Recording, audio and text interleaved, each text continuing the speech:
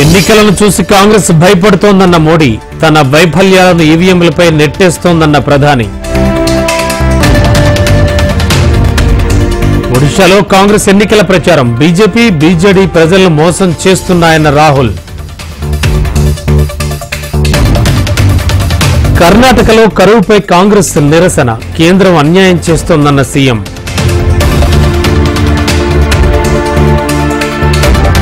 తెలంగాణకు మోడీ నయా పైసా ఇవ్వలేదు, దేవుళ్ల పేరుపై ఓట్లు అడుగుతున్నారంటోన్న CM Revanth.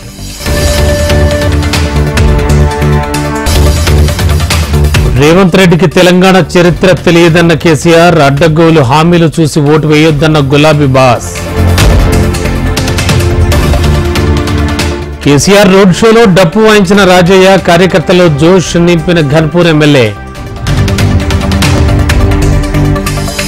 Congress BJP match fixing చేసుకున్నాయన్న కేటీఆర్, 15 రోజులు కష్టపడాలని కార్యకర్తలకు హరీష్ రావు పిలుపు.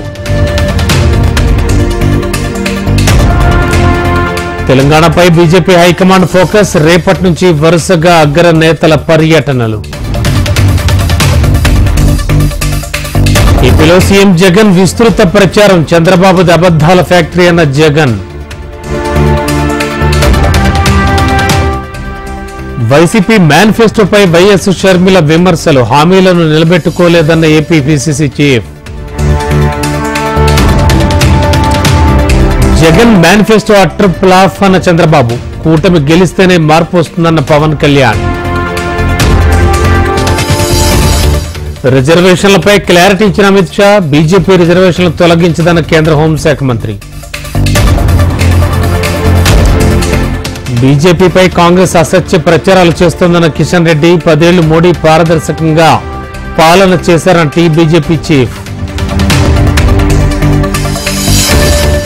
అయోధ్య రామాలయాన్ని సందర్శించిన స్మృతి ఇరానీ, క్యూలో నిల్చొని రాముడిని దర్శించుకున్న కేంద్ర మంత్రి.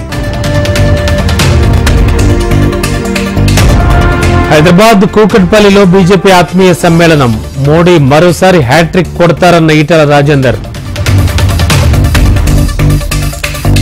కాంగ్రెస్ పార్టీ చెప్పేవన్నీ అబద్దాలే అన్న అరవింద్, నిజామాబాద్ కు జీవన్ రెడ్డి చేసిందేమీ లేదన్న ఎంపీ.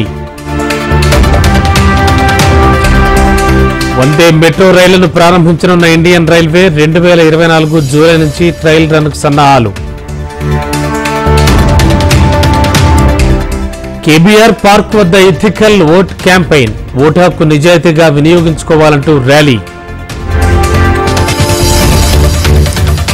బీజేపీలోకి మాజీ మంత్రి ఇనుగాల పెద్దిరెడ్డి, పార్టీలోకి ఆహ్వానించిన కిషన్ రెడ్డి, బండి సంజయ్.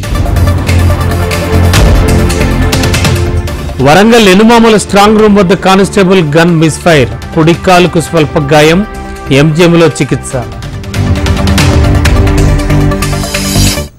పురంధేశ్వరి ఆహ్వానిస్తే ఏపీలో ప్రచారం చేస్తానన్న జయప్రద, బీజేపీ హైకమాండ్ ఏ బాధ్యత అప్పగించినా నెరవేర్చుతానన్న సినీ నటి.